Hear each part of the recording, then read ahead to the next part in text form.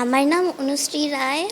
আমি রংপুর বিভাগের গঙ্গাচাড়া উপজেলায় একটি স্কুল পূর্ব নবনী দাস সরকারি প্রাথমিক বিদ্যালয় সেখানে ক্লাস 5-এর একটি ছাত্রী। এই বছর প্রাথমিক শিক্ষা পদক 2026-এ আমি সেখানে স্কুল পর্যায়ে ইউনিয়ন, তারপর উপজেলা, জেলা, বিভাগ এবং জাতীয় পর্যায়ে এসে আমি প্রথম স্থান অধিকার করেছি দেশাত্মবোধক গানে এবং নজরুল সঙ্গীতের তৃতীয় স্থান অধিকার করেছি। আমি চিমচি সম্মেলনে গিয়েছিলাম, সেখানে আমাদেরকে আবার আনুষ্ঠানিকভাবে মেডেল এবং পদক দেওয়ার জন্য।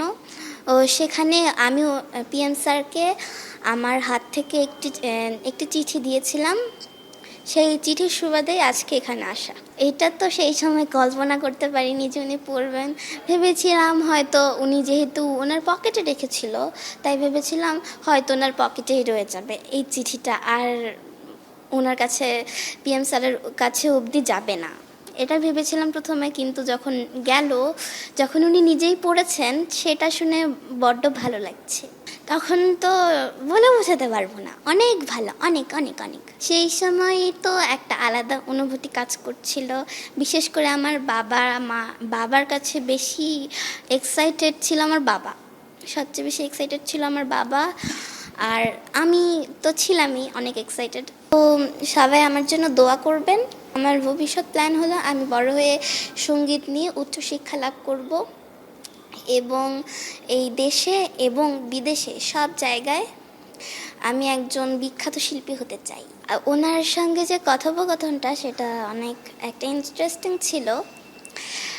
উনি যখন আমাকে বলল যে তুমি কি সেই অনুশ্রী, তখন খুব ভালো লেগেছে যে একটা ওনার সামনে যাওয়ার পর আমার মুখ থেকে মনে হয় কথা বেরোচ্ছে না, ওরকম অবস্থা, আর গলা শুধু কেঁপে যাচ্ছিল আমার। তো তাও ওনার কথার অ্যান্সার দেওয়ার চেষ্টা করেছি। আর বড় কথা, উনি যে আমার জন্য দোয়া করেছেন, এটাই অনেক বড়। উনি আমাকে একটি চেঞ্জার হারমোনিয়াম গিফট করেছেন এবং আমার গান শুনেছেন। গান শুনিয়েছিলাম একটি দেশাত্মবোধক গান, মাগো ধন্য হলো।